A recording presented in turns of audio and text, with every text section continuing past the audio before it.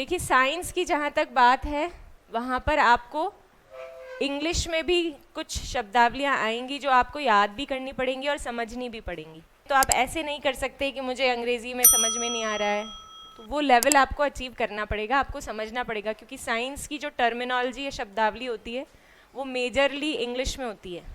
हम उसे हिंदी में भी देखेंगे, लेकिन आपको नाम जो है याद करने में एक्चुअली वो लैटिन होती है। लैटिन भाषा समझते हैं? तो वो लैटिन भाषा है, तो आपको याद करने में थोड़ी सी दिक्कत होगी, पर आपको याद करना पड़ेगा उस नाम को। ठीक है, चलिए हम स्टार्ट करते हैं आज की क्लास। टॉपिक हमने डिस्कस कर लिया, फर्स्ट ग्रेड में भी है, आरएस में भी है, रीट में भी है, और भी आप अगर किसी भी एग्ज़ाम को फाइट कर रहे हैं तो ये जनरली रहता है। हमें पहले तो गुरुदेव का नाम लेके स्टार्ट करते हैं, क्योंकि मैं बहुत दिनों बाद क्लास ले रही हूँ। तो जय गुरुदेव आप सभी को। नियंत्रण एवं समन्वय की जब हम बात करते हैं तो हमें शब्द से ही समझ में आ रहा है कि कुछ ऐसी चीज़ पर हम डिस्कशन करना चाह रहे हैं जो ये बताता है कि एक जीव, क्योंकि जीव विज्ञान का ये टॉपिक है, जीव जो है उसका अपने कर्म या कार्यों के ऊपर कैसे कंट्रोल रहेगा, नियंत्रण रहेगा, और कैसे वो उनमें समन्वय स्थापित करेगा। मान लीजिए कि मैं जैसे पढ़ा रही हूँ या आप पढ़ रहे हैं, तो आप यहाँ बैठे हैं, है ना, आपका दिमाग कह रहा है कि मैडम पढ़ा रही हैं, मुझे बैठे रहना है। ऐसा तो नहीं है कि आपका दिमाग कह रहा है बैठे रहना और आप खड़े होकर बाहर चले जाओ। तो इसका मतलब जो आप सोच रहे हैं, जो आपके थॉट्स हैं, उस पर आपका नियंत्रण है। वो किस वजह से हो रहा है, किन कारणों से हो रहा है, वो हम देखेंगे। प्लस हमारी आंखें आगे देख रही है, हमारे कान सुन रहे हैं, हमारे हाथ लिख रहे हैं। तो जो हम जो सोच रहे हैं या जो हम करना चाह रहे हैं, उनमें समन्वय स्थापित करने के लिए कौन कौन से अंग जो हैं या हमारा कौन सा तंत्र जो है वो इस्तेमाल में आता है किसी भी मनुष्य का, जीव का, मनुष्य ही नहीं कोई भी प्राणी मात्र। ठीक है, तो उसमें सब में अलग अलग प्रकार के तंत्रिका तंत्र होते हैं। अच्छा, दूसरा मैं आपको बताऊं कि बहुत सारे तंत्र हमारे शरीर में चलते हैं। एक तो आपको रक्त से संबंधित पता है, सर्कुलेटरी सिस्टम बोलते हैं उसको। एक अपने हड्डियों से संबंधित है, कंकाल तंत्र। और एक जो सबसे इम्पॉर्टेंट है, जो मेरी बेटी ने मुझे कहा कि मम्मा ये सबसे ज़रूरी है, तो तंत्रिका तंत्र होता है, जो कि हमारे नर्वस सिस्टम जिसको हम बोलते हैं। आज हम इसी को देखेंगे।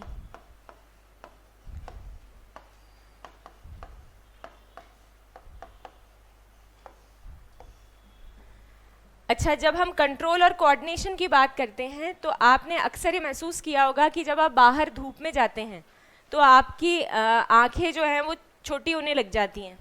अगर आपने सनग्लासेस नहीं पहन रखे हैं, गॉगल्स नहीं पहन रखे हैं, तो आंखें छोटी हो जाती हैं। तो ये हमारे शरीर का एक सिस्टम होता है जिसमें वो एक बैलेंस बनाने की कोशिश करता है। जैसे ही आप बाहर से वापस अंदर आएंगे, कमरे में आएंगे, तो आपके अंधेरा सा छाता है। वो क्यों चाहता है? क्योंकि आपका जो शरीर है वो वापस से एक बैलेंस मेंटेन करने की स्थिति में आ रहा है। ठीक है, नोट्स मिल गए आप सबको? इसी चीज़ को बोलते हैं हम होम्योस्टैसिस। प्रश्न आपके पास में आ सकता है कि होम्योस्टैसिस क्या है?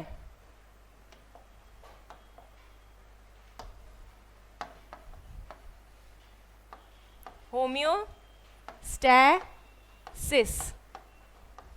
ये क्या है? ये शरीर का बैलेंस बनाने की प्रक्रिया है जिससे कि वो वापस से कंट्रोल में आ जाता है। एग्जाम्पल आपको क्या याद रखना है? बाहर धूप में जाओगे तो आंखें छोटी हो जाती हैं, वापस आते हैं तो अंधेरा सा छाता है, फिर वापस बैलेंस हो जाती है बॉडी।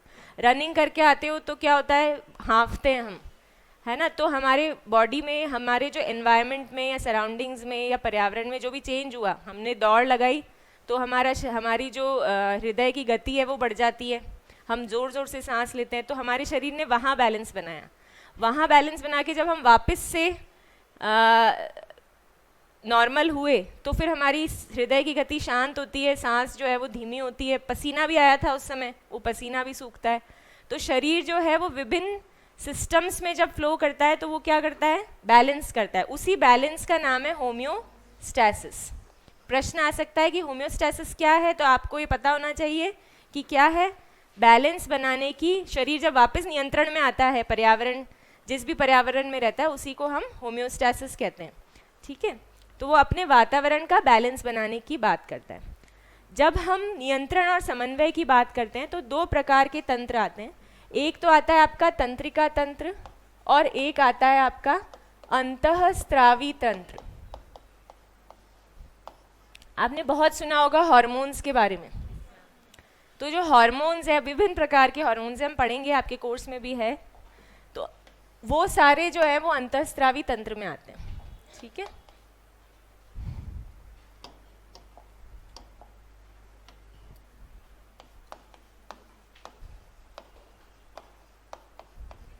पहले हम समझेंगे फिर हम नोट्स में देखेंगे। और जो तंत्रिका तंत्र है उस पे हम आज बात करेंगे। ठीक है, तो आपको एक बेसिक आइडिया हो जाना चाहिए कि हम किसकी बात कर रहे हैं। हम नियंत्रण और समन्वय की बात कर रहे हैं।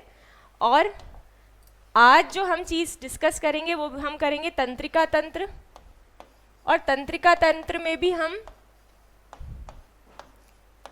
मनुष्य का जो ब्रेन है, मस्तिष्क है, उसकी बात करेंगे।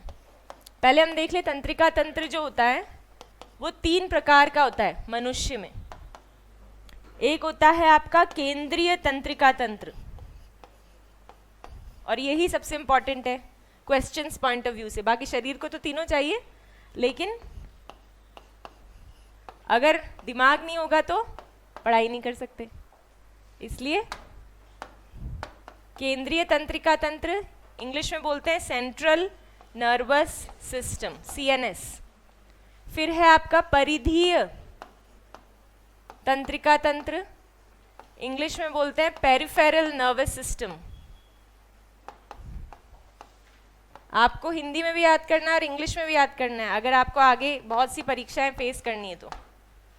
और तीसरा है स्वायत्त तंत्रिका तंत्र या ऑटोनॉमस।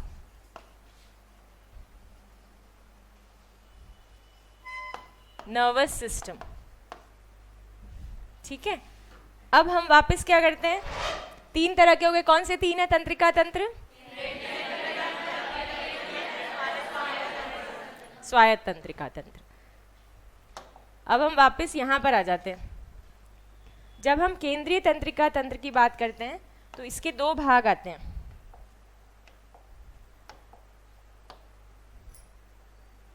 केंद्रीय तंत्रिका तंत्र के 2 भाग हैं। पहला है आपका ब्रेन, मस्तिष्क,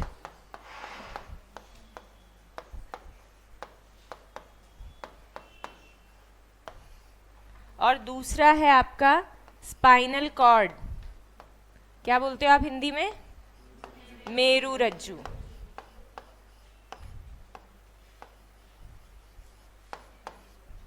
ठीक है, तो हम किस पर कंसंट्रेट कर रहे हैं आज? इस पर, ब्रेन पर। ब्रेन किसका पार्ट है? केंद्रीय तंत्रिका तंत्र का पार्ट है। केंद्रीय तंत्रिका तंत्र के 2 भाग हैं, मस्तिष्क और मेरुरज्जु। मेरुरज्जु और मस्तिष्क में से हम आज सिर्फ जो है वो किसकी बात करेंगे? मस्तिष्क की। ठीक है, तो लेकिन केंद्रीय तंत्रिका तंत्र बनाते मेरुरज्जु और ब्रेन मिलकर है। ब्रेन कहाँ होता है? नीचे पैर में तो नहीं होता, घुटनों में। फिर कहाँ होता है? यहाँ होता है ना। और स्पाइनल कॉर्ड कहाँ होती है? बस यहीं तक होती है क्या? पूरी रीढ़ की हड्डी में होती है, नीचे तक, जहाँ आपकी कुंडलिनी शक्ति जागृत होती है वहाँ तक होती है स्पाइनल कॉर्ड। ठीक है, अगर हम ये देखें कि किसी के पीछे का पार्ट है तो यहाँ पर उसकी गर्दन है, ये उसका, यहाँ तो आपका मस्तिष्क है, यहाँ भी आपका मस्तिष्क जो पश्च भाग होता है वो होता है, फिर आपका स्पाइनल कॉर्ड जो है वो स्टार्ट हो जाता है।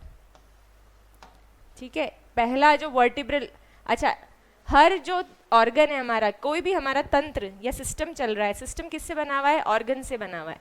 तो उसको, उसकी सुरक्षा के लिए हमें ईश्वर ने कंकाल तंत्र दिया, हड्डियाँ दी हैं। तो एक हड्डी होती है जो इस मस्तिष्क को प्रोटेक्ट करती है, और खूब सारी हड्डियाँ होती हैं जिसे हम रीढ़ की हड्डी बोलते हैं। वो कितनी सारी हड्डियों के साथ बनी हुई होती है ना। वो जो है वो इसको स्पाइनल कॉर्ड को प्रोटेक्ट करती है या उसका बचाव करती है, और उसी में से आपकी तंत्रिकाएं निकलती हैं। स्पाइनल और क्रेनियल नर्व्स का पूरा एक जाल निकलता है। ठीक है, और इससे जो है आपका रोम रोम जुड़ा हुआ है। ठीक है, हम जो है आध्यात्मिक स्तर पर भी जाते हैं तो जो बात करते हैं तो ये टोन जो होती है वो यही चीज़ें होती हैं।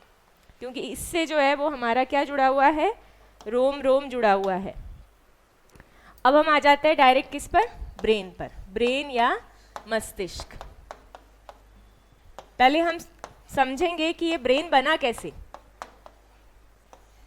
कैसे बना। देखो ऐसे सोचो आप कि जब भ्रूण, समझते हो आप लोग, माता के गर्भ में जब भ्रूण आता है तो वो क्या होता है, 2 सेल्स ही होते हैं, है ना। उसमें क्या होता है कि सबसे पहले बहुत सारे विभाजन होते हैं, ठीक है। जब विभाजन होते हैं तो आप ये मान लीजिए कि एक बर्गर जैसी आकृति होती है।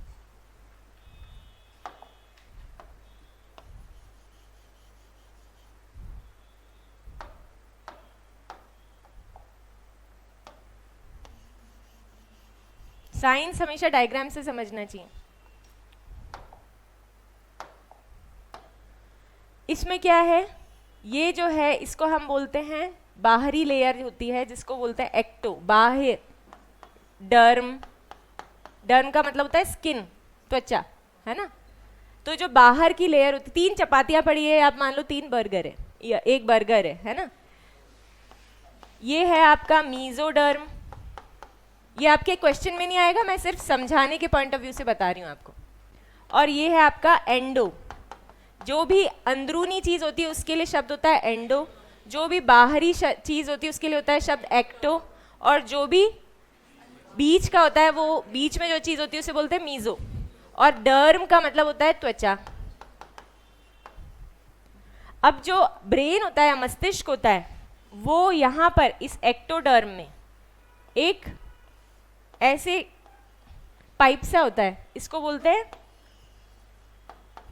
नर्व कॉर्ड, है ना। इंग्लिश में प्रॉब्लम तो नहीं हो रही आपको, ये थोड़ी सी चीजें मैं आपको अंग्रेजी में बताऊंगी, फिर अपन हिंदी पर चलेंगे। ये जो नर्व कॉर्ड होती है, ये एक छोटी सी पाइप सी होती है, और इसी पाइप से आपका जो है, जब आपका डेवलपमेंट होता है, तो आप, अगर आपने कभी बच्चे के सिर पर हाथ लगाया तो यहाँ पर पिलपिला सा होता है, उसकी वो बोन जो है वो उस दौरान डेवलप हो रही होती है। तो वो इसी नर्व कॉर्ड से आपका जो है वो बनता है मस्तिष्क और स्पाइनल कॉर्ड, ठीक है। और कैसे बनता है ये भी देख ले। ये समझ में आ गया, ये बर्गर याद रखना, ठीक है, बना लेना इसको घर जाके। ऐसा होता है कि जो नर्व कॉर्ड होती है आपकी, वो नर्व कॉर्ड जो है वो ऐसे विभाजित होती है यूं। अगर आपने ब्रेन को डायग्राम में देखा है ना, तो वो इस तरह की एक आकृति होती है। अखरोट देखा है आपने, अखरोट, अखरोट जैसा होता है बिल्कुल ऐसे। अगर हम उसको इस तरह से देखेंगे, दोनों तरफ से, एक तरफ से देखेंगे तो ऐसे दिखेगा, उसमें इस तरह से बहुत सारे घुमाव मुड़ाव होते हैं, ऐसे ऐसे। जितने ज्यादा होते हैं व्यक्ति उतना इंटेलिजेंट होता है, सच है ये, है ना। तो बहुत सारे ऐसे, उसका कारण है, मैं बताऊंगी आपको क्यों। ऐसे बहुत सारे घुमाव होते हैं। तो जब ये नर्व कॉर्ड की बात होती है तो ये ऐसे विभाजित होती है, 2 आप मान लीजिए 2 बम्स आ गए, और बीच में ऐसे आ गया, और फिर 3 हिस्सों में बंटती है। पहला जो हिस्सा होता है उसी को हम बोलते हैं, हिंदी में भी आपके यही शब्द है जो आपके नोट्स में है, प्रो। और एनसेफेलॉन, आपको एनसेफेलॉन याद करना और आगे प्रो, है ना, ये लगाना है, क्योंकि एनसेफेलॉन सब में सेम चलेगा।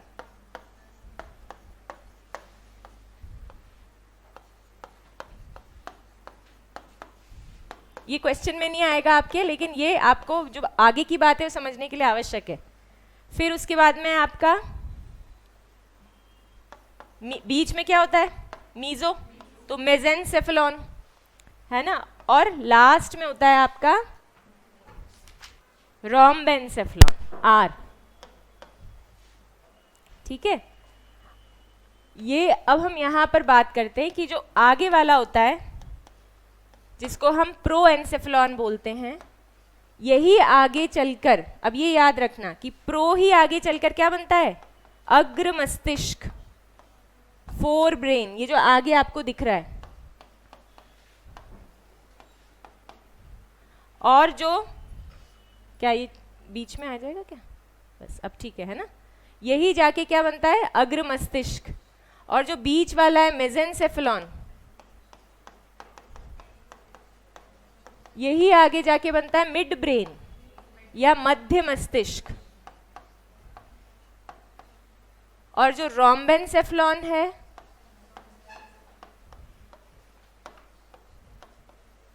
यही आगे जाके बनता है आपका हाइंड ब्रेन या पश्च मस्तिष्क। पीछे भी तो होता है, किसी के पीछे नजरें भी होती हैं, है ना।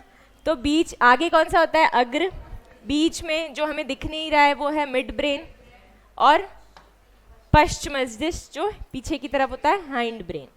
अब जो आगे का अग्र मस्तिष्क है वही दो भागों में विभाजित होता है, जिसको हम कहते हैं, या आप कह लीजिए कि जो प्रोएन्सेफेलॉन है ये और टूटेगा, इसको बोलते हैं टेलीस्कोप, पता है ना आप, उससे याद करोगे आप, टेलीस्कोप से टेलेनसेफेलॉन। प्रोएन्सेफेलॉन किस में टूटा, टेलेनसेफेलॉन और डायनसेफेलॉन। तो आपको क्या कैसे याद करोगे कि टेलीस्कोप से हमें क्या दिखती है, एक डायन दिखती है, यहाँ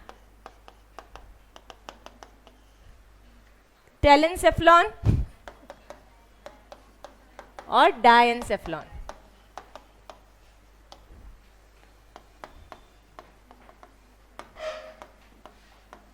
ये डायग्राम आपको बनाने पड़ेंगे, नहीं बनाओगे तो आपको ब्रेन समझ में नहीं आएगा, ठीक है। मैं बाद में बनवा दूंगी आपको बोर्ड पर बना के, इस पे तो इतना अच्छा नहीं बनेगा। यही जो टेलेनसेफेलॉन होता है, अब आप देखो कि हमने देखा अग्र मस्तिष्क प्रोएन्सेफेलॉन से बनता है। अग्र मस्तिष्क के 3 भाग होते हैं। टेलेनसेफेलॉन जो है वो हमारे ब्रेन का या मस्तिष्क का मुख्य भाग है। कैसे, इसी से बनता है आपका सेरिब्रम, इसी को बोलते हैं सेरिब्रम। वो जो अखरोट जैसी आकृति दिखती है ना, वही सेरिब्रम है, और उसमें ऐसे घुमाव होते हैं, उसमें उन घुमाव को जहाँ पर आगे की ओर जाता है उसको बोलते हैं गायरस, और जो नीचे जाता है उसको बोलते हैं सल्कस, है ना। ये शब्दावली आपको याद करनी कि गायरस और सर्कस, या गायराय और सल्काय, हमारे नोट्स में भी है, वो हम देख लेंगे। इसी सेरिब्रम से आपके अंदर इच्छा शक्ति, चिंतन, ज्ञान, ये सारे जो यहाँ पर जो तंत्रिकाएं होती हैं, दिमाग, याद करना, स्मरण शक्ति, ये सब जो है वो सेरिब्रम में होती है। जिसके पास जितना ज़्यादा होगा, जो जितना इस्तेमाल करेगा वो उतना इंटेलिजेंट होगा। तो कंट्रोल जो है वो कहाँ पर है इन सब चीज़ों का, सेरिब्रम में। और सेरिब्रम किससे बना है, टेलेनसेफेलॉन से। इसलिए टेलीस्कोप के जैसे जब आपको पढ़ना है तो आपको किसको, अखरोट खाने पड़ेंगे। अखरोट क्या होता है, सेरिब्रम बनाता है, ऐसे याद कर लो आप। और ये किससे बना है, प्रोएन्सेफेलॉन से, और प्रोएन्सेफेलॉन क्या बनाता है, अग्र मस्तिष्क। फिर जो डायनसेफेलॉन होती है, जो डायन है वो क्या करती है, 2 भागों में बंटती है। एक होता है आपका जिसको बोलते हैं थैलेमस, और एक होता है हाइपोथैलेमस। ये क्या करते हैं ये हम पढ़ेंगे दोनों। हाइपोथैलेमस से ही आपका जितने भी अंतःस्रावी ग्रंथियां हैं वो सब हाइपोथैलेमस के माध्यम से सिक्रीट होती हैं। सब जो भी अपना हार्मोन जो बनता है वो किस में जाता है, डायरेक्टली जो है वो ब्लड में, रक्त में जाता है।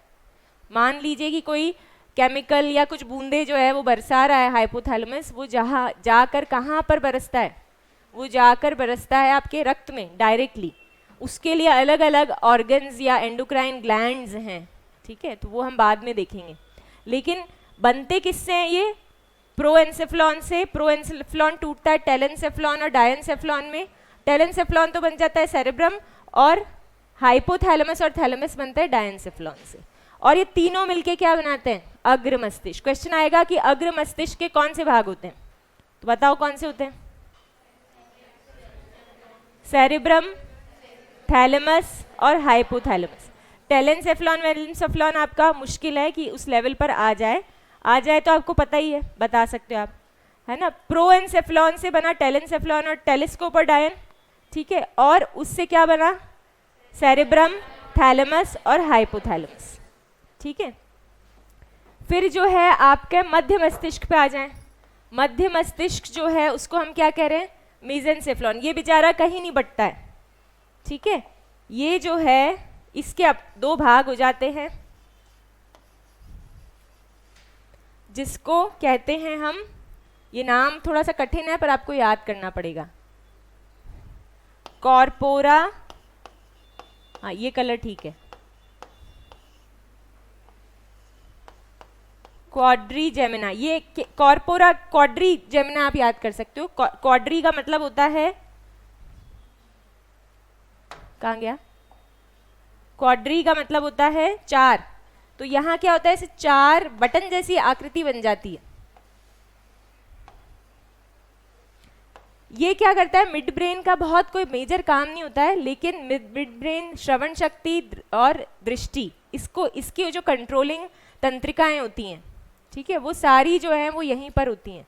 अगर आपको दिखाई अच्छे से नहीं दे रहा है या सुनाई अच्छे से नहीं दे रहा है, तो आपके मिड ब्रेन में कुछ ना कुछ कोऑर्डिनेशन या कंट्रोल की प्रॉब्लम है, या फिर आपकी आंख में समस्या या कान में समस्या है, या तो ऑर्गन में होगी या ब्रेन की कंट्रोल और कोऑर्डिनेशन में होगी। तो कहाँ पर होगी ब्रेन में, मिड ब्रेन में, ठीक है।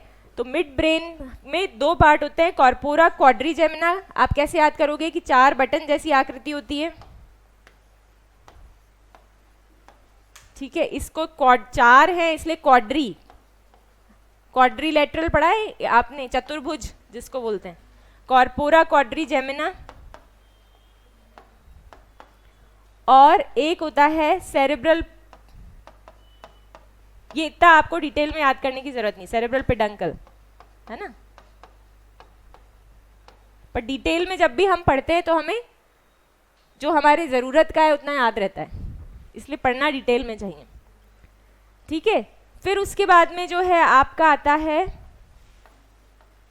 पश्च मस्तिष्क। जो पश्च मस्तिष्क होता है उसमें उसको, ये आप मान लीजिए कि ये एक डंडी सी होती है जिसकी छत पर आपका अग्र मस्तिष्क खड़ा होता है, ठीक है, उसको ब्रेन स्टेम भी बोलते हैं, मस्तिष्क की डंडी बोल लीजिए आप, ब्रेन स्टेम, इसकी छत पर ही कुछ तो होगा ना बेस जिस पर मस्तिष्क खड़ा होगा। तो जो अपना लास्ट में अपन देखा ना रोम्बेनसेफ्लॉन, रोम्बेनसेफ्लॉन से क्या होता है, तीन भागों में टूटता है वो, पॉन्स, पॉन्स और मेन जो ये नीचे आपको डंडी दिख रही है वो है मेड्यूला, या हिंदी में लिख दूं मैं इसे मेड्यूला,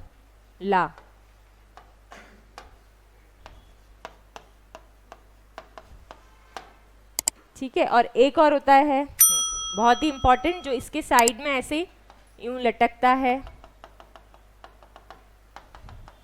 जो आप जब साइकिल चलाते हैं तो आपका बैलेंस बनता है, या आप रनिंग कर रहे हैं तो आप गिरते पड़ते नहीं हैं, उसके लिए होता है, इसको बोलते हैं सेरिबेलम। एक तो सेरिब्रम होता है, ठीक है, तो सेरिब्रम तो हो गया ऊपर अग्र मस्तिष्क में, और सेरिबेलम कहाँ हो गया, मस्तिष्क का जो सबसे बड़ा भाग होता है वो होता है आपका सेरिब्रम, और जो मस्तिष्क का सबसे छोटा या लघु मस्तिष्क जिसको बोलते हैं वो होता है सेरिबेलम।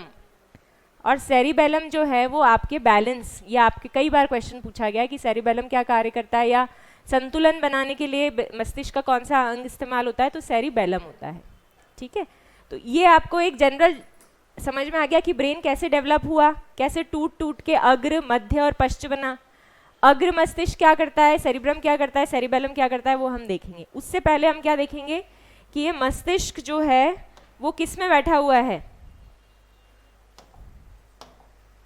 मस्तिष्क की एक हड्डी है, उस हड्डी को क्या बोलते हैं, पता है किसी को, कपाल, कपाल, और इंग्लिश में बोलते हैं क्रेनियम। अगर ये ना हो तो कोई भी मुक्का मार के आपको मार सकता है ना, और अगर ये हो तो उसी की लगेगी इतनी जोर से, क्योंकि बहुत स्ट्रांग हड्डी होती है, 8 हड्डियों से बनी हुई एक हड्डी होती है। तो इसी के अंदर हमारा ब्रेन रहता है, और इसमें एक छेद होता है, फोरामेन मैग्नम बोलते हैं उसे, वो आप ध्यान मत रखो। उसमें से फिर ये जो है नीचे से हाइंड ब्रेन से जो पश्चिम मस्तिष्क है वो कनेक्ट होके स्पाइनल कॉर्ड से कनेक्ट होता है। फिर स्पाइनल कॉर्ड जो उसकी पहली वर्टिब्रा होती है या पहली जो रीढ़ की हड्डी होती है उसको बोलते हैं एटलस, फिर एक्सिस और ऐसे बहुत सारी आती हैं। तो वहाँ भी क्या होता है, एक कंकाल तंत्र है, भगवान ने बड़ा अच्छा सा सिस्टम बना रखा है, प्रोटेक्ट करने के लिए हड्डियाँ दे रखी हैं, ठीक है। आपको ये याद रखना है कि इस हड्डी को क्या कहते हैं, क्रेनियम या कपाल। फिर आपको ये याद रखना है कि जो हमारा ब्रेन होता है उसमें सबसे अंदर की तरफ, उसमें क्या होता है कि कुछ भित्तियां होती हैं, सिर्फ हड्डी से प्रोटेक्ट नहीं किया भगवान ने हमें, उसके साथ में भगवान ने हमें 3 भित्तियां भी दी हैं। पापा तो क्या करते हैं, स्ट्रांग होते हैं, तो वो बाहर से जो है वो प्रोटेक्ट करके रखते हैं। तो ये कपाल तो क्या है, पापा, अंदर माँ बैठी है ना। माँ भी 3 प्रकार के रूप हैं उसके। वो कैसे कि जो सबसे करीब है वो क्या है, माँ का सॉफ्ट पार्ट या कोमल। इसी सॉफ्ट को लैटिन में बोलते हैं पिया या पाया, पिया बोल लीजिए आप, आपको याद रहेगा, ठीक है। और मेटर, मेटर मतलब होता है मदर या माँ। तो जो जो सॉफ्ट माँ होती है वो तो क्या होती है, सबसे अंदर होती है ब्रेन के ऊपर। और जो सबसे बाहर होती है वो होती है कठोर माँ। तो बाहर से तो कठोर दिखती है, अंदर से क्या है, कोमल है। उसको बोलते हैं ड्यूरा। ड्यूरा मतलब होता है कठोर। मेटर, मेटर मतलब मदर, ठीक है। तो ड्यूरा मेटर होती है। और बीच में जो जगह होती है उसको बोलते हैं हम एरा के नॉइड। बीच में जो जगह होती है उसे क्या बोलते हैं, एराकेनॉइड।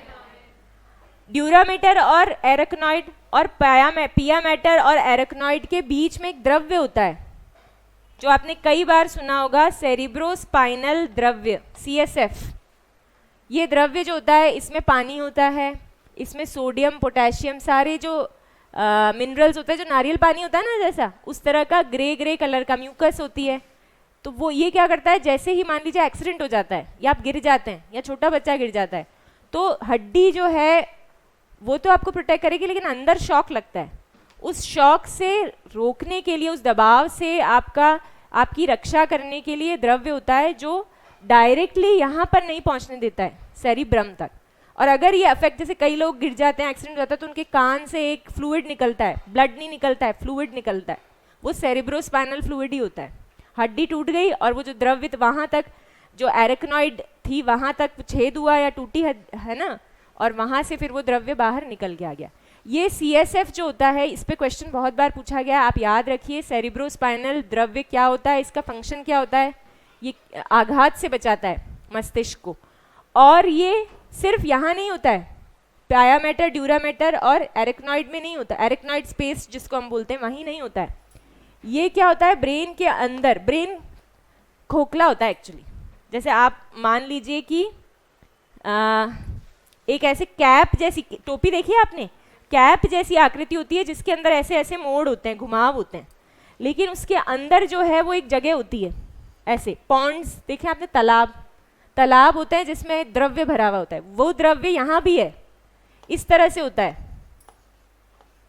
यहाँ जो होता है ये क्या होता है, CSF।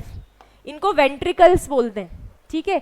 5 प्रकार के वेंट्रिकल्स होते हैं और ये यहाँ भी होते हैं, ये मिड ब्रेन में भी होते हैं, और फिर ये हाइंड ब्रेन तक जाते हैं, पूरे मस्तिष्क के अंदर होते हैं। तो मस्तिष्क में एक कैविटी होती है, जैसे दांत कीड़ा खा जाता है तो कैविटी हो जाती है ना, अब उसमें आप क्या कर दो कि कोई द्रव्य भर दो, है ना, तो तालाब बन जाएगा। वैसा तालाब ऑलरेडी वहाँ पर जो है ब्रेन में होते हैं। इसके अंदर भी CSF होता है, तो बाहर से भी प्रोटेक्ट करता है और अंदर से भी प्रोटेक्ट करता है, दोनों तरफ द्रव्य। फिर ये जो तीनों भित्तियां होती है इनको कंबाइंड रूप से कहा जाता है मेनिंजेस।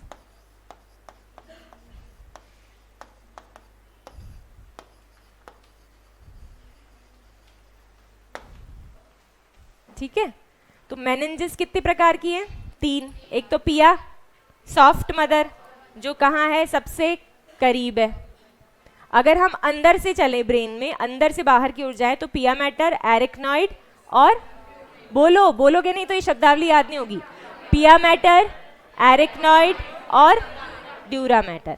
और अगर हम बाहर से अंदर की ओर आए तो ड्यूरा मैटर, एराकेनॉइड और पिया मैटर। और जो एराकेनॉइड और ड्यूरा मैटर, इसको बोलते हैं एराकेनॉइड स्पेस, है ना। जो ड्यूरामेटर और एरिकनॉइड के बीच में एक द्रव्य होता है उसे क्या बोलते हैं? बोलो, बिना बोले याद नहीं होगा। ध्यान नहीं है, बीच में बैठा करो मेरी क्लास में, साइड में मत बैठो। देखो, अगर आपको ऐसा लगता है कि आप यहाँ बैठकर सपनों में खो सकते हो तो बिल्कुल नहीं होगा मेरी क्लास में ऐसा, ठीक है? ऐसा बिल्कुल नहीं होगा। आपको बहुत ध्यान से, साइंस है ये, कठिन होती है, नॉर्मल सब्जेक्ट से कठिन होती है। आपका आर्ट्स का बैकग्राउंड रहा है, हालांकि 10th तक हम पढ़ते हैं सब, लेकिन हम इतना ध्यान से नहीं पढ़ते हैं। तो अब अगर आपको समझना है तो आपको यहाँ पे बिल्कुल you have to be present completely. सारे आपकी इंद्रियां जो है ना जागृत स्टेट में होनी चाहिए। बताओ कौन सा फ्लूइड होता है, कौन सा द्रव्य होता है? CSF। CSF का फुल फॉर्म क्या है? कहाँ होता है? अग्र मस्तिष्क में होता है। अग्र मस्तिष्क में सेरिब्रम होता है, इसलिए इसको बोलते हैं सेरिब्रो, और स्पाइनल कॉर्ड में भी होता है। तो सेरिब्रो स्पाइनल द्रव्य, ठीक है, क्या करता है? आघात से बचाता है। और ब्रेन को जो हड्डी होती है जो इसको प्रोटेक्ट करती है या उसकी रक्षा करती है उसको क्या कहते हैं? कपाल। कपाल को इंग्लिश में क्या कहते हैं? क्रेनियम, ठीक है। और ये याद हो गया, ड्यूरामेटर, ड्यूरामेटर, एरिकनॉइड और पायामेटर, पायामेटर, एरिकनॉइड और ड्यूरामेटर। मेटर मतलब मदर। जो मदर सॉफ्ट होती है वो अंदर होती है, जो बाहर दिखती है वो कठोर माँ होती है। तो ड्यूरामेटर बाहर है, और बीच में क्या है? एरिकनॉइड। एरिकनॉइड ड्यूरामेटर के बीच जो स्पेस है उसे बोलते हैं एरिकनॉइड स्पेस, उसी में बड़ा होता है द्रव्य। इसके अलावा जो है वो कहाँ होता है? यहाँ पर भी होता है, वेंट्रिकल्स बोलते हैं, वहाँ बीच में भी भरा हुआ है, ठीक है। फिर ये समझ में आ गया आपको कि जब ब्रेन जो है वो बर्गर जैसे, मैंने आपको एक डायग्राम बताया था कि 3 हिस्से होते हैं जब भ्रूण का विभाजन होता है, तो बाहर, बीच में और अंदर, एक्टो, मीजो और एंडो। एक्टो में ही एक पाइप जैसी आकृति होती है जिसे बोलते हैं नर्व कॉर्ड। उसी नर्व कॉर्ड से क्या होता है कि हम सबसे पहले 2 हिस्सों में क्या बनता है? प्रोएन्सेफेलॉन, PM और R, ठीक है। PMT नहीं है, PMR है। BMR नहीं है, PMR है, ठीक है। P से प्रोएन्सेफेलॉन, M से मेसेनसेफेलॉन और R से रोम्बेनसेफेलॉन। प्रोएन्सेफेलॉन वापस टूटता है किसमें? टेलिस्कोप और डायन में। तो टेलिस्कोप से हमें क्या दिखती है? डायन। तो टेलेंसेफेलॉन और डायनसेफेलॉन। टेलेंसेफेलॉन जो है वो क्या बनाता है? सेरिब्रम, और जो सबसे बड़ा भाग है मस्तिष्क का। और डायनसेफेलॉन से क्या बनता है? लड़के बड़े जो है ढीले हैं आगे, क्या बनता है डायनसेफेलॉन? ये तो बोलना चाहिए ना, बिना बोले कुछ नहीं समझ में आएगा। डायनसेफेलॉन से क्या बनता है? थैलेमस और हाइपोथैलेमस। एक तो हाइपो है, हाइपो का मतलब थॉट में जो होता है, एक तो, लेकिन वास्तव में है ना, थॉट वाला नहीं है वो, असली हाइपोथैलेमस है। और एक थैलेमस है। फिर बीच में मिड ब्रेन होता है। मिड ब्रेन के 2 भाग होते हैं, कॉर्पोरा 4 बटन, कॉर्पोरा क्वाड्रीजेमिना, क्वाड्री से याद रखोगे आप, 4 बटन, और एक सेरेब्रल पेडेंकल्स। याद भी नहीं रहेगा तो भी इतना डिटेल में आपको नहीं पूछेंगे। फिर लास्ट में होता है आपका पश्च मस्तिष्क, ये आपको याद रखना है। इसके अंदर क्या होती है? एक डंडी होती है, मस्तिष्क की डंडी या मस्तिष्क जिस छत पर बैठा है, ब्रेन स्टेम बोलते हैं। और ये 3 चीज़ों का बना होता है, पॉन्स, P से पॉन्स, फिर सेरिबेलम, C से सेरिबेलम, और मेड्यूला, PCM, ठीक है। वो तो PCR था, PMR था, ये क्या है? PCM, पॉन्स, सेरिबेलम और मेड्यूला। सेरिबेलम को हम अनुमस्तिष्क बोलते हैं हिंदी में, और ये लघु मस्तिष्क भी कहलाता है, ठीक है। अब हमारे नोट्स खोल लें हम एक बार। समझ में आया आपको मस्तिष्क किस तरह से है ना?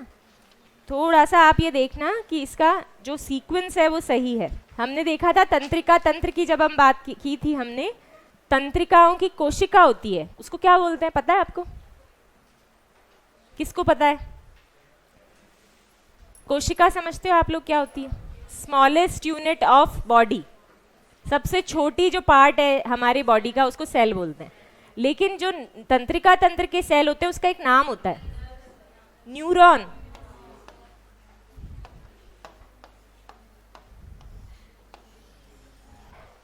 न्यूरोलॉजी सुना है आपने? न्यूरोलॉजिस्ट सुना है? नीतू है यहाँ पे? नहीं है। न्यूरोलॉजिस्ट सुना है? नीतू वाला वीडियो अगर आपने देखा हो तो उसमें न्यूरोलॉजी से संबंधित प्रॉब्लम थी। इसका मतलब कि जो सेल होता है उसको न्यूरॉन बोलते हैं, उसी से बनी न्यूरोलॉजी। उसकी जो स्टडी है या जो उसका ज्ञान है उसे न्यूरोलॉजी बोलते हैं। नाम कहाँ से आया? न्यूरॉन से। न्यूरॉन क्या है? तंत्रिका तंत्र की सबसे छोटी कोशिका को न्यूरॉन कहा जाता है। और आप सोच नहीं सकते कि एक न्यूरॉन एक आदमी के या औरत की साइज का भी हो सकता है, इतना बड़ा भी हो सकता है। उस पर हम आगे आएंगे जब हम कोशिकाएं पढ़ेंगे, लेकिन आज हम सिर्फ एक जनरल बात आपको बता रहे हैं कि न्यूरॉन क्या होता है। तो मानव शरीर में तंत्रिकाओं का जाल बिछा होता है, जिससे जो संबंधित विज्ञान होता है उसे क्या कहा जाता है? न्यूरोलॉजी। जोर से बोलेंगे क्लास में, नींद आ रही सबको, लेकिन फिर भी। फिर तंत्रिका तंत्र के को 3 भागों में बांटा हमने। कौन से 3 भाग थे? केंद्रीय तंत्रिका तंत्र, सेंट्रल नर्वस सिस्टम, इंग्लिश नाम भी बोलेंगे, परिधीय तंत्रिका तंत्र और पेरिफेरल नर्वस सिस्टम, स्वायत्त तंत्रिका तंत्र और ऑटोनॉमस। जो स्वतः होता है वो होता है ऑटोनॉमस। ऑटो शब्द जुड़ जाता है वहाँ। तो जो स्वायत्त तंत्रिका तंत्र है वो ऑटोनॉमस है। फिर हमने देखा, जो हम केंद्रीय तंत्रिका तंत्र की बात कर रहे हैं, इसके 2 भाग होते हैं। कौन से होते हैं? मस्तिष्क और मेरुरज्जु। इंग्लिश में क्या बोलते हैं? ब्रेन और स्पाइनल कॉर्ड। फिर मस्तिष्क के 3 भाग हैं, ठीक है। केंद्रीय तंत्रिका तंत्र तंत्रिकाओं से बना होता है। तंत्रिकाओं की जो कोशिका होती है इसे क्या बोलते हैं? न्यूरॉन से। क्वेश्चन आएगा केंद्रीय तंत्रिका तंत्र किससे बना हुआ होता है? तो न्यूरॉन से बना हुआ होता है। फिर मस्तिष्क पे आए अगर हम, तो इसके चारों ओर एक आवरण, हड्डी का आवरण होता है, जो कि 8 हड्डियों से बनी होती है। इसे क्या बोलते हैं? क्रेनियम या कपाल, ठीक है। मस्तिष्क के चारों ओर एक बाहरी परत होती है जिसे क्या बोलते हैं? Dura mater. ये MATTER नहीं है, METER है, मेटर है, मैटर नहीं है, ठीक है। तो ड्यूरा मेटर होती है बाहरी परत। मैंने आपको इसका मतलब भी समझाया है कि ड्यूरा मतलब होती है कठोर, और हमने याद कैसे किया है कि जो कठोर माँ होती है वो बाहर दिखती है, तो बाहरी परत को क्या बोलते हैं? ड्यूरामेटर। फिर ये सख्त और मोटी होती है। इसके नीचे मध्य परत होती है जिसे क्या बोलते हैं? एरेकनॉइड। क्या बोलते हैं? एरेकनॉइड।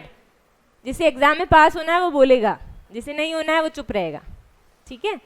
फिर इसके नीचे यह पतली होती थोड़ी और मुलायम होती है, लेकिन सबसे आंतरिक परत जो होती है वो एक पारदर्शी परत होती है, उसको बोलते हैं पिया मैटर या पाया मैटर, ठीक है। ये अत्यंत पतली पारदर्शक परत है जिसमें रक्त आपूर्ति होती है। मस्तिष्क के चारों ओर पाई जाने वाली इस झिल्ली को जो तीनों मिल जाती हैं तो क्या कहलाती हैं? मेनिन्जेस, ठीक है। इसमें इसी के 3 भाग हैं मेनिन्जेस के। अब क्या होता है, एक स्ट्रेप्टोकोकस नाम का एक बैक्टीरिया होता है। जब वो यहाँ पर कहते हैं ना दिमाग का बुखार, सुना है आपने? दिमाग का बुखार जो होता है वो इसी का इन्फेक्शन होता है, उसको बोलते हैं मेनिनजाइटिस। मेनिनजाइटिस जो एक प्रकार का रोग है जिसमें एक बैक्टीरिया जो होता है वो इन मेनिन्जेस को अफेक्ट करता है, उसमें इन्फेक्शन कर देता है।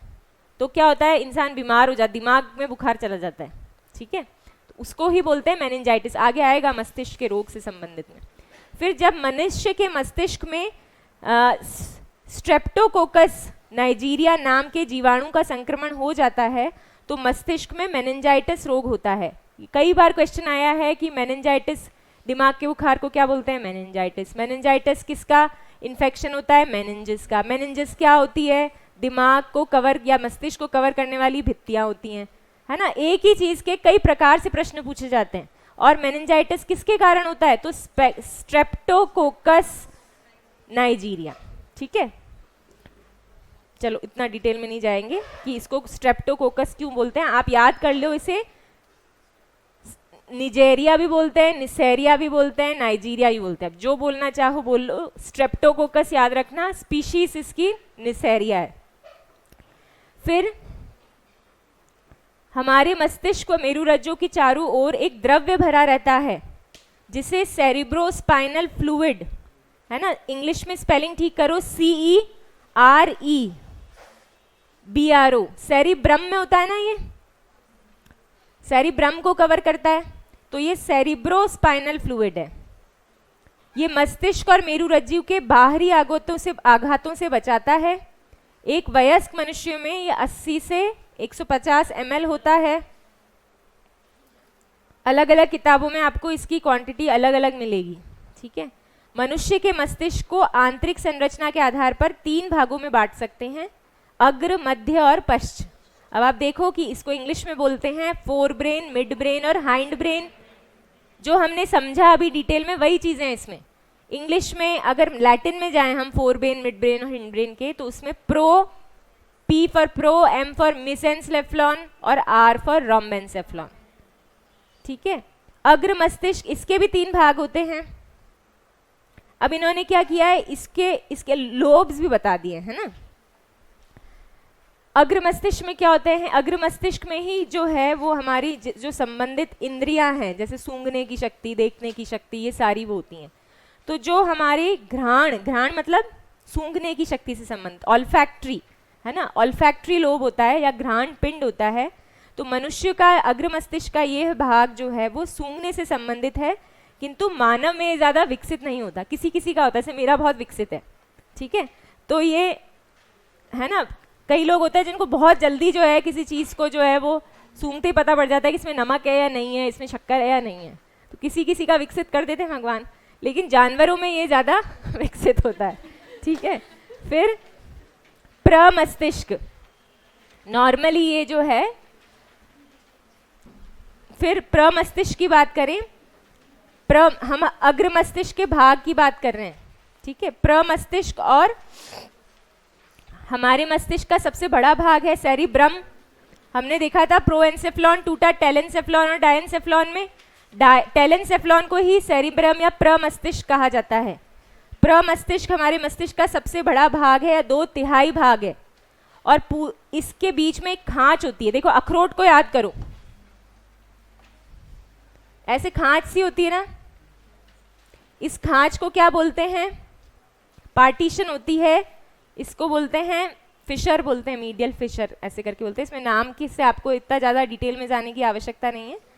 जिसमें दाएं और बाएं भाग में है ना, राइट ब्रेन और लेफ्ट ब्रेन, दायां और बायां, ठीक है। तो कई लोग होते हैं जो सीधे हाथ से लिखते हैं, कई लोग होते हैं जो उल्टे हाथ से लिखते हैं, कई लोग होते हैं जो दोनों हाथों से काम कर सकते हैं, ऐसे ऐसे। 3 इडियट्स देखी थी, वायरस लिखता था दोनों हाथों से, ठीक है। तो उसमें दोनों ब्रेन्स जो है वो कोऑर्डिनेट, इसका मतलब कि उसके हाथों से दोनों ब्रेन्स कोऑर्डिनेट कर रहे हैं। किसी का एक ही करता है, किसी के दोनों करते हैं, एम्बीडेक्स्ट्रस बोलते हैं, बहुत से लोग हैं ऐसे, है ना। तो हमारे दाएं मस्तिष्क का नियंत्रण हमारे शरीर के बाएं में होता है, जबकि बाएं का नियंत्रण हमारे शरीर के दाएं भाग में होता है। इसका मतलब अगर मैं राइट हैंड से लिख रही हूँ तो मेरा कंट्रोल कहाँ है, उल्टी तरफ, लेफ्ट में, और अगर मैं लेफ्ट से लिख रही हूँ तो मेरा कंट्रोल कहाँ से आ रहा है, राइट से, ठीक है। तो क्रिस क्रॉस होता है ये। फिर प्रमस्तिष्क में पाए गए उभार को आप देखते हो कि अखरोट में ऐसे इस तरह से उभार होते हैं, इस उभार को बोलते हैं गायरस। ऐसे ही सेरिब्रम में भी होते हैं उभार को, तो बोलते हैं गायरस, और जो नीचे अंदर की तरफ जो जाती चीज है उसको बोलते हैं सल्काय या सल्कस, ठीक है। गायरस और सल्कस कहते हैं, ये दोनों मिलकर क्या बनाते हैं, प्रमस्तिष्क का मेजर भाग, कॉर्टेक्स, जिसमें जितना ज़्यादा होगा वो उतना ही इंटेलिजेंट होगा। अच्छा, ये जो भाग होता है ये सिर्फ 5 वर्ष की आयु तक ही डेवलप होता है, इसलिए छोटे बच्चों को मीठा बहुत पसंद होता है, मीठा खाते हैं, क्योंकि ब्रेन जो है, मस्तिष्क जो है वो ग्लूकोज ही एक्सेप्ट करता है, तो उनको मीठा खाने देना चाहिए बचपन में। 5 साल की उम्र तक उनका मेजर जो ब्रेन है वो डेवलप हो जाता है, ठीक है। क्षेत्रफल बढ़ा देता है सेरिब्रल कॉर्टेक्स, जिससे व्यक्ति, ये क्षेत्रफल जिसमें जितना अधिक होता है उसकी बुद्धि उतनी ही तेज मानी जाती है। यह क्या करता है, सेरिब्रम का काम क्या है, याददाश्त, स्मरण शक्ति, बुद्धिमत्ता, इंटेलेक्ट, ठीक है। भाषा, जो आपकी भाषा पर पकड़ है, आपको कितनी भाषाएं आती है, ये सारी चीजें आप कहाँ से सीखोगे, सेरिब्रम से। वाणी, फिर उसके बाद में ऐच्छिक गतियां। देखो ये याद रखना कि हमारा मस्तिष्क जो ऐच्छिक, वॉलंटरी या ऐच्छिक गतिविधियां करे, जैसे मुझे अभी चलना है तो मैं अपनी इच्छा से चल रही हूँ, लेकिन मैं सांस ले रही हूँ इसका तो मुझे भी पता नहीं है, किसी का दिल धड़क रहा है उसका उसको पता नहीं है, ठीक है, या पलकें झपक रही हैं ये नहीं पता है, तो ये अनैच्छिक गतिविधियां हैं। ऐच्छिक गतिविधियां होती हैं सेरिब्रम से, अनैच्छिक गतिविधियां कंट्रोल होती है सेरिबेलम से, ठीक है, ये याद रखना आप, ये अच्छा क्वेश्चन बन सकता है, तो इसको अंडरलाइन कर लो। ऐच्छिक गतिविधियां जो हैं सेरिब्रम कंट्रोल करता है। फिर उसके बाद में आपका स्पर्श, अच्छा है बुरा है, चाटा पड़ा, दर्द हुआ, ये कहाँ से फील होगा? सेरिब्रम से। स्वाद, ये सब कहाँ से फील होगा? सेरिब्रम से। ज्ञान का अनुभव करवाता है। विश्लेषण करना किसी कार्य का, जैसे मैथ्स किसी की अच्छी होती तो आपको एनालिसिस करना पड़ता है, साइंस में भी आपको एनालिसिस करना पड़ता है। आप सोचते हो ना यार ये चीज़ है तो ये प्रत्यक्ष क्या दिख रहा है और प्रमाण क्या हो रहा है, ये सब विश्लेषण कहाँ से होता है? सेरिब्रम से। फिर सेरिब्रम में 4 लोब्स में भागा जाता है इसको, ठीक है, फ्रंटल, पेराइटल, टेम्पोरल और ऑक्सीपिटल। अब आप कैसे याद करोगे? आगे की तरफ होता है फ्रंट, पेराइटल होता है, फिर उसके बाद में ये इसको टेम्पोरल लोब बोलते हैं, जो कनपट्टी होती है ना अपनी, टेम्पोरल लोब, फिर ऑक्सीपिटल लोब, है ना। अब इन अलग अलग लोब्स के अंदर अलग अलग सेंटर्स होते हैं।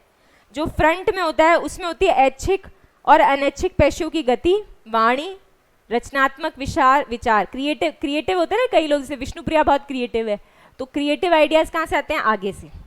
फिर पेराइटल जो है वो स्पर्श और स्वाद की बात करता है। टेम्पोरल जो है वो सुनने और वाणी से समझने, गंध से संबंधित कार्य करता है। ये सारे सेंटर्स टेम्पोरल में होते हैं। ऑक्सीपिटल प्रकाश की संवेदना से संबंधित होता है। तो आप तो सिर्फ इसके नाम याद कर लीजिए, इतना डिटेल में आपसे नहीं पूछेंगे। फिर ये एक डायग्राम के फॉर्म में आपको समझा रखा है, आप इसको देख लेना। फिर बात करें हम डायएन्सेफलॉन की, तो डायएन्सेफलॉन हमने देखा था टेलेन्सेफलॉन से बना सेरेब्रम, डायएन्सेफलॉन से क्या बना? थैलेमस और हाइपोथैलेमस। थैलेमस जो है वो क्या करता है? इसमें ही पीनियल ग्रंथि होती है। कई फिलोसफर्स ने कहा है कि आत्मा जो है वो पीनियल ग्रंथि में निवास करती है, कई लोग कहते हैं हृदय में निवास करती है। तो पीनियल ग्लैंड जो होता है वो थैलेमस जो है उसी के आसपास होता है। और ये आपको ठंडे और गर्म की, अभी सर्दियां आ रही हैं, ठंडे गर्म की ज़्यादा पहचान होगी, तो कहाँ से होगी? थैलेमस से। थैलेमस किसका भाग है? अग्र मस्तिष्क का भाग है। तो ठंडा पानी है, गर्म पानी है, ठंड लग रही है या गर्मी लग रही है, किससे फील होगा? थैलेमस से। फिर हाइपोथैलेमस, भूख लग रही है सबको, कहाँ से फील हो रहा है? हाइपोथैलेमस से। तो भूख का केंद्र हंगर सेंटर कहाँ है? ये क्वेश्चन कई बार पूछा गया है। हंगर सेंटर कहाँ है? हाइपोथैलेमस में। और ये डायएन्सेफलॉन का निचला भाग होता है, भूख और प्यास का केंद्र होता है। अच्छा, मैं आपको ये बता दूं कि भूख और प्यास का केंद्र बहुत पास होता है। कई बार हमें भूख नहीं लग रही होती है, हमें प्यास लग रही होती है और हम सोचते हैं हमें भूख लग रही है। पानी पी के जो है ना, खाना खाया हुआ है फिर भी भूख लग रही है, तो इसका मतलब आप समझ लेना प्यास लग रही है, भूख नहीं लग रही है। तो भूख भी और प्यास का केंद्र भी कहाँ होता है? हाइपोथैलेमस पे होता है। फिर ये शरीर का तापमान बनाए रखता है। आपने देखा ना कि होम्योस्टैसिस, मैंने आपको बताया था कि इक्विलिब्रियम या बैलेंस बनाना। दौड़ के आए आप, शरीर गर्म हो जाता है ना, लेकिन फिर क्या होता है? शरीर से पसीना निकलता है। पसीना कैसा होता है? ठंडा। आपके शरीर को क्या करता है? ठंडा। तो वो क्या करता है? बैलेंस बनाने के लिए होता है। तो आपके तापमान को भी कौन बना के रख रहा है? हाइपोथैलेमस। हृदय की धड़कन और श्वसन का नियमन कौन कर रहा है? जब भी रनिंग करो तो याद रखना हाइपोथैलेमस सही वर्क करने लग गया, ठीक है। तो रनिंग करते ही आपको याद आएगा कि तापमान कंट्रोल कर रहा है। अब भूख भी लगती है रनिंग करने के बाद, तो वो भी हाइपोथैलेमस से। प्यास भी लगती है तो वो भी हाइपोथैलेमस से हो रही है। सांस भी ऊपर नीचे होती है तो वो भी किससे हो रही है? कंट्रोल हाइपोथैलेमस से। यह घृणा, प्रेम, गुस्सा, खाना पीना और अंतःस्रावी ग्रंथियों के हार्मोन स्रावण को भी नियंत्रण करता है। किसी के ऊपर बहुत ज़्यादा गुस्सा आ रहा है, किसी पे बहुत प्यार आ रहा है, ये सब इमोशंस भी कहाँ से आते हैं? हाइपोथैलेमस से। तो बड़ा इंपॉर्टेंट है, इसको वेरी इंपॉर्टेंट कर लो, ठीक है। और पीनियल ग्रंथि को भी मार्क करके इंपॉर्टेंट कर लो, ठीक है। और ऐच्छिक गतिविधियां जहां लिखा है सेरिब्रम में, उसको भी इंपॉर्टेंट मार्क कर लो। जहां पर लिखा है सेरिब्रल कॉर्टेक्स और जितना ज्यादा होगा वो भी इंपॉर्टेंट है सेरिब्रम में। बस थोड़ा सा बचा है, ज्यादा नहीं समय लेंगे आपका। फिर मध्य मस्तिष्क की जब हम बात करते हैं तो 2 भाग में बांट दिया हमने इसको, सेरिब्रल पेडंकल और कॉर्पोरा। 4 बटन, कॉर्पोरा क्वाड्रिजेमना। कॉर्पोरा क्वाड्रिजेमना आपकी क्या, मैंने आपको उस समय बताया था कि मिड ब्रेन आपकी दृष्टि और श्रवण से संबंधित है। अगर आपको चश्मा चढ़ा हुआ है, दिखाई ढंग से नहीं दे रहा, या आपको कान में प्रॉब्लम है, तो आप समझ लेना कि आपके बीच वाले ब्रेन में समस्या हो रही है, या फिर आपके ऑर्गन में ही समस्या है, या तो कान आँख में ही समस्या है, या फिर आपके ब्रेन में कान आँख बिल्कुल सही दिखा रहा है टेस्ट में, तो फिर मिड ब्रेन में समस्या होगी, क्योंकि ये कंट्रोल कोऑर्डिनेशन कहाँ से होता है? मिड ब्रेन से। कॉर्पोरा कोऑर्डिनेशन तो हमारी दृष्टि और श्रवण शक्ति के लिए होती है ना। और सेरिब्रल पेडेंकल्स क्या होता है कि ये वो हिस्सा होता है जो आपको नीचे वाले पश्च मस्तिष्क से कनेक्ट करता है। यहाँ तंत्रिकाएं होती हैं, रक्त कोशिकाएं होती हैं। फिर हम हिंड ब्रेन या पश्च मस्तिष्क की बात करें तो इसको 3 भागों में बांटते हैं, सेरिबेलम, पॉन्स वेरोलाए और मेडुला ऑब्लोंगेटा। इसको आप है ना सीक्वेंस में लिखो। सबसे ऊपर पॉन्स होती है, बीच में साइड में ऐसे ही 2 हिस्से में यूँ सेरिबेलम निकलता है, फूल जैसा निकलता है, ठीक है। और मेडुला ऑब्लोंगेटा लंबी सी एक डंडी सी होती है जो कनेक्ट करती है किससे? स्पाइनल कॉर्ड से। तो सेरिबेलम बहुत इंपॉर्टेंट है, उसको टिक करो, वेरी इंपॉर्टेंट, ढंग से पढ़ के जाना है। इसको हम क्या कहते हैं? अनुमस्तिष्क भी कहते हैं। पहला बड़ा भाग है आपका 2/3 भाग सेरिब्रम, उसके बाद में आता है आपका अनुमस्तिष्क सेरिबेलम, और ये हमारे मस्तिष्क का पश्च भाग बनाता है। इसका प्रमुख कार्य है बैलेंस बनाना। ये क्वेश्चन पता नहीं कितनी बार मैंने दिए है, जब भी एग्जाम्स में क्वेश्चन जरूर आया है, तो इम्पॉर्टेंट है बहुत। प्रमुख कार्य शरीर का संतुलन बनाए रखना। अगर आप साइकिल चलाते चलाते बैलेंस नहीं बना पा रहे हैं तो आपके सेरिबेलम में समस्या है। अगर आप मतलब बिल्कुल ही नहीं बना पाते हो तो सेरिबेलम में समस्या है। तो ये संतुलन बनाए रखना, और इसके लिए इंटरनल ईयर, संतुलन के लिए 2 चीज़ें होती है। एक कान में एक चीज़ होती है जिसको बोलते हैं कॉक्लिया। ये भी कई बार पूछा है कि ऑप्शन में होगा या तो सेरिबेलम प्लस कॉक्लिया, या फिर सेरिबेलम या सिर्फ कॉक्लिया। तो आप याद रखना कि कान के भी 3 भाग होते हैं, अग्र, मध्य और पश्च। तो जो या इंटरनल, एक्सटर्नल और मिड, है ना। इंटरनल पार्ट जो होता है, अंदरूनी जो कान का हिस्सा होता है, वहाँ पर एक शंख जैसी आकृति की चीज़ होती है जिसको कॉक्लिया बोलते हैं, ठीक है। कॉक्लिया और सेरिबेलम, सी सेरिबेलम कॉक्लिया, ठीक है, दोनों मिलकर क्या करते हैं? बैलेंस बनाने के काम आते हैं, ठीक है। फिर ऐच्छिक पेशियों के संकुचन पर नियंत्रण, ये आंतरिक कान की संवेदनाएं ग्रहण करता है और इसकी सहायता से शरीर का संतुलन बनाए रखता है। मान लो कि सांप आ रहा है ना, अब आपको है ना क्या करना है? दौड़ना है ना, दौड़ोगे ही। या बिच्छू आ रहा है, आप क्या करोगे? दूर जाओगे, तो उसकी आवाज़ आएगी कुछ आपको, या आपको ऐसा लगता है कि बाहर आपको कुछ जो है ऐसा महसूस हुआ कि कुछ कोई चीज़ है या कोई जानवर है, तो आपका रिएक्शन होता है ना, वो रिएक्शन कहाँ से होगा? वो बैलेंस कहाँ से आएगा? वो कंट्रोल कहाँ से आएगा? वो नियंत्रण समन्वय आएगा आपका सेरिबेलम से, अनुमस्तिष्क से, ठीक है। फिर सेरेब्रल कॉर्टेक्स जो है उसमें एक द्रव्य पाया जाता है जो कि अधिक बुद्धिमानी का प्रतीक होता है। फिर आप देखिए पॉन्स वेरेलाए जो है वो ब्रेन स्टेम जो है उसको 3 हिस्सों में बांटा है, मेड्यूला, पॉन्स वेरेलाए और मिड ब्रेन भी होता है इसमें। वो जो छत होती है उसमें मिड ब्रेन भी होती है, ठीक है। तो पॉन्स, मेडुला और मिड ब्रेन से बना है। ये भी कई बार क्वेश्चन पूछा जाता है कि ब्रेन स्टेम किस किस से बनी हुई होती है। समझ में आ रहा है सबको? पहले हमने जो समझा वही चीज़ है, ये सिर्फ रिटन में है आपके लिए। पॉन्स वेरेलाए को मस्तिष्क स्तंभ की छत या सीलिंग ऑफ ब्रेन स्टेम कहते हैं। जैसे आपके यहाँ तालू होता है ना, उस तरह से आपको छत सी फील होती है जिसके ऊपर एक जो है ब्रेन टिका हुआ है। फिर पॉन्स में प्रमस्तिष्क और अनुमस्तिष्क के बीच एक तंत्रिका कड़ी होती है जिसे हम कहते हैं मेडुला ऑब्लोंगेटा, और ये बेलन के जैसी संरचना की होती है। ये वाली जो हमने देखा था ना, ये तो हो गया हमारा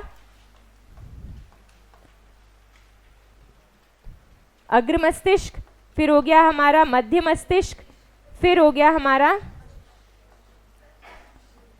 पश्च मस्तिष्क। तो ये जो आपको ये चीज जो बेलनाकार दिख रही है ये ही है मेडुला ऑब्लोंगेटा, ठीक है। इसके अंदर क्या होते हैं? केंद्र होते हैं, और ये जो केंद्र होते हैं ये हृदय, मतलब कि आपका जो सर्कुलेटरी सिस्टम चलता है ना, जो जितने भी आपका खून बह रहा है आपकी रक्त कोशिकाओं में, और उसका सेंटर क्या होता है? आपका हार्ट। तो हृदय का सेंटर है ना, कहते हैं ना हम दिल से सोचते हैं, तो वो दिल से सोचना कहाँ से होता है? दिमाग से ही होता है। दिमाग के कौन से पार्ट से होता है? मेडुला ऑब्लोंगेटर के हार्ट सेंटर से। तो हृदय केंद्र कार्डियक सेंटर या हार्ट बीट को भी नियंत्रित करता है। फिर श्वसन केंद्र है ना, सोचते हैं हम फेफड़ों से सांस ले रहे, फेफड़ों से तो ले ही रहे हैं, लेकिन अगर श्वसन केंद्र सही नहीं होगा तो सांस सही नहीं आएगी, तो उसमें भी दिमाग का कंट्रोल है। फिर वेजोमोटर केंद्र या जो हमारे रक्त दाब को मेंटेन करता है, ब्लड प्रेशर को मेंटेन करता है, ठीक है। किसी में ब्लड जैसे जैसे बूढ़े होंगे बीपी हाई हो रहेगा या बीपी लो रहेगा, तो वो भी कौन कंट्रोल करता है, वेजोमोटर केंद्र। फिर मेडुला मस्तिष्क व मेरुरज्जा के बीच सूचना देने और आदान प्रदान करने का काम करती है। जैसे ही मेडुला ब्रेन से क्या होता है कि मुझे बाहर कुछ दिखा कि बच्चा शैतानी कर रहा है, तो मेरे ब्रेन में सिग्नल जाएगा। अब क्या होगा कि मेरा ब्रेन मुझे ये सिग्नल देगा कि मैं ऐसे रिएक्ट करूं, तो वो सिग्नल ब्रेन से कहाँ बह के जाएगा, मेडुला से जाएगा। मेडुला से किस में जाएगा, स्पाइनल कॉर्ड में जाएगा। और मेरे दिमाग में ये आया कि अब मुझे जो है इसको डांटना है, तो वो क्या होगा, मेरे मुंह से निकलेगा, तो वो मुंह तक जो है सिग्नल कौन लेके जाएगा, स्पाइनल कॉर्ड की जो स्पाइनल नर्व्स हैं, ठीक है। तो मेडुला हमारे आहार नाल की क्रमांकुंचन गतियां को भी नियंत्रित, जैसे कोई चीज़ आए, गोलगप्पे दिखे आपको और आपके मुंह में पानी आ गया, तो वो दिखने से ही आया ना, दिखने से आपके ब्रेन ने देखा कि हाँ मुझे अच्छी लगती है चीज़, तो आपकी लार ग्रंथियाँ जो है वो एक्टिव हो जाएंगी, ब्रेन एक्टिव करेगा उन्हें, और फिर मुंह में पानी आता है ना। तो ये क्या होता है कि एक्शन का रिएक्शन जो है ये ब्रेन ही कर रहा है। फिर मेडुला मस्तिष्क और मेरुरज्जु के बीच सूचनाओं का आदान प्रदान करती है। मेडुला ही हमारे आहार नाल की क्रमांकुंचन गतियों को नियंत्रित करती है। आपको पता थोड़ी ना पड़ रहा है, आपके पेट में जिसको बोलते हैं ना आटे पड़ रहे हैं भूख के मारे, या जो है ज़्यादा खा लिया तो पेट फूल जाता है, तो पेरिस्टाल्टिक मूवमेंट्स बोलते हैं उसको। आपको पता थोड़ी ना पड़ता है कि अंदर क्या हो रहा है। ये इनवॉलेंट्री या अनैच्छिक गतिविधियाँ ये कौन कंट्रोल कर रहा है, मेडुला। वह पाचन का भी ये नियंत्रण करता है, अच्छा डाइजेशन हो रहा है नहीं हो रहा है, इसका कंट्रोल भी कहाँ से हो रहा है, मेडुला से हो रहा है। फिर सीखने, सोचने और समझने, भावनाओं आदि पर सेरिब्रम का नियंत्रण होता है। अभी पढ़ रहे हो ना, ठीक है। और आपकी जो भावनाएं हैं उस पर भी किसका नियंत्रण, अखरोट खाया करो, ठीक है।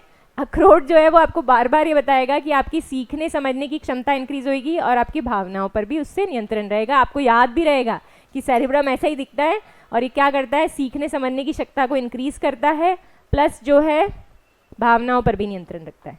मस्तिष्क के रोग देख लें, कोमा सबको पता है, सबको पता है, पिक्चर में, टीवी में, सीरियल्स में सबने देख रखा है। मनुष्य बेहोश हो जाता है, किसी प्रकार का उद्दीपन नहीं होता। मेनिंजाइटिस में आपको बता चुकी हूँ कि मस्तिष्क की झिल्लियों या मेनिंजेस में सूजन आ जाती है। कारण क्या है, बैक्टीरिया, स्ट्रेप्टोकोकस निसेरिया। और एंसेफेलाइटिस, देखिए मेनिंजाइटिस तो जीवाणु से होता है, बैक्टीरिया से होता है, लेकिन एंसेफेलाइटिस वायरस से होता है, दोनों में अंतर है, ठीक है। एंसेफेलाइटिस जो है वायरस के कारण मस्तिष्क के किसी हिस्से में सूजन से रोगी बेहोश हो जाता है, ठीक है। बुखार नहीं आता है, वो सीधे बेहोश होता है। फिर मिर्गी, एपिलेप्सी, इसमें मनुष्य की पेशियों को मस्तिष्क से मिलने वाला आदेश क्या होता है, रुक रुक कर आता है, जिससे वह व्यक्ति झटकेदार गति करता है और मुंह से उसके झाग निकलते हैं। तो जो मस्तिष्क हम क्या करते हैं, हमारा जो रिएक्शन होता है उसमें हमारी मसल्स इन्वॉल्व होती है। मुझे चलना है ना, क्लास खत्म हो गई, चल के जाना है, तो चल के जाना है तो उसके लिए पैरों की मसल्स तो यूज होंगी, है ना। उन मसल्स को सिग्नल कौन दे रहा है, ब्रेन। ब्रेन का मस्तिष्क सिग्नल अगर रुक रुक के आएगा तो क्या होगा, ऐसे झटके झटके से आएंगे और नीचे गिर जाएगा व्यक्ति, और उसके मुंह से झाग भी निकलेंगे। इसी को क्या कहते हैं, मिर्गी आना। तो ये भी दिमाग से संबंधित बीमारी है। फिर पार्किंसन, इसमें मस्तिष्क की तंत्रिकाओं का क्षय हो जाता है। न्यूरॉन्स जो हैं वो अगर एक बार डिस्ट्रॉय हो जाते हैं, उनमें क्षति हो जाती, तो वो दोबारा नहीं बनते, ठीक है। तो मस्तिष्क की तंत्रिकाओं का क्षय हो जाता है, जिससे व्यक्ति के शरीर में कंपन होता है और वह याददाश्त कमजोर हो जाती है। आपने कई लोगों को देखा होगा, उनके हाथ कांपते हैं, देखा है आपने, काम करते हुए हाथ कांपते हैं, और बुढ़ापे में और ज्यादा कांपते रहते हैं, ऐसे ऐसे ऐसे करके वो उठाते हैं। तो उसमें क्या होता है कि न्यूरल सेल्स जो है वो डिस्ट्रॉय हो गई हैं। डिस्ट्रॉय होने की वजह से वो चाह रहा है कि वो इस पेन को जो है वो उठा के अच्छे से पकड़े, लेकिन उसका हाथ ऐसे ऐसे कांपता है। इसी रोग को बोलते हैं पार्किंसंस। और जब ये सिवियर, ये तो क्या एक्चुअली सबके साथ होता है थोड़ा बहुत तो, लेकिन जब ये सिवियर हो जाता है बहुत ज़्यादा कि आप लिख रहे हो तो ऐसी ऐसी राइटिंग आ रही है आपकी, है ना, मैं ऐसे लिख रही हूँ यूं यूं यूं करके, तो ये पार्किंसंस के आपने देखे होंगे, है ना, इक्के दुक्के सब जो है वो देख ही लेते हैं, बूढ़े लोगों में भी होता है। फिर डिसलेक्सिया, एक मूवी आई थी तारे ज़मीन पर, है ना, उसमें क्या होता है कि ब्रेन जो है, जैसे आपको छोटे बच्चों में होता है, ये ए लिखना है तो वो ऐसे लिखते हैं, है ना, बी लिखना है तो वो ऐसे लिखते हैं। हर बच्चे में कुछ एक अमाउंट में ये होता है, मतलब वो लिखना क्या चाहते हैं और लिख क्या देते हैं। पी लिखना है तो वो ऐसे लिखते हैं, विष्णुप्रिया भी लिखती थी, ठीक है। तो नॉर्मली सब बच्चों में होती है ये, लेकिन वो एज के साथ में सुधर जाती है। यह भी तंत्रिका तंत्र का रोग है, जिसमें मस्तिष्क की गड़बड़ के कारण रोगी लिखी हुई भाषा को समझ नहीं पाता, ठीक है। तो बहुत सिवियर जब होता है, जो उसको डिसलेक्सिया बोलते हैं, और प्लस माइनस करने में, इन सब में उसको दिक्कत आती है। और माइनर जो है वो छोटे बच्चों में जनरली ये रहता है। आपके अगर हैं बच्चे तो आपने देखा होगा कि वो उल्टा पी लिखते हैं, हमेशा बी उल्टा लिखेंगे। फिर सेरेब्रल पाल्सी, सेरेब्रल पाल्सी जो है वो एक जेनेटिक डिसऑर्डर, आनुवंशिक रोग होता है। उसमें क्या होता है, बच्चा पैदा होता है लेकिन वो खड़ा नहीं हो सकता, कोई काम नहीं कर सकता, वो लेटा रहता है और लेटे लेटे ही उसके माता पिता जो होते हैं उसकी सेवा करते हैं ना। बहुत लंबी आयु नहीं होती सेरेब्रल पाल्सी वालों की, तो वो रोगी बोल नहीं सकता। फिर कॉन्कशन, बाहरी आघात और चोट के कारण मस्तिष्क की स्मरण शक्ति घट जाती है ना, उसे याद ही नहीं रहता। एल्जाइमर्स होता है, ब्लैक मूवी देखी अगर आपने, तो उसमें अमिताभ बच्चन को लास्ट में कई लोगों की स्मरण शक्ति, वो आज आप क्या बोल रहे हैं बाद में वो जो है वो इसको 1 सेकंड बाद भूल जाएंगे। उड़ी देखी आपने, उड़ी, उसमें उसकी मदर को हो जाती है ना, वो एल्जाइमर्स है। तो ये सब क्या है, तंत्रिका तंत्र से संबंधित रोग हैं, आपको पता होने चाहिए, ठीक है।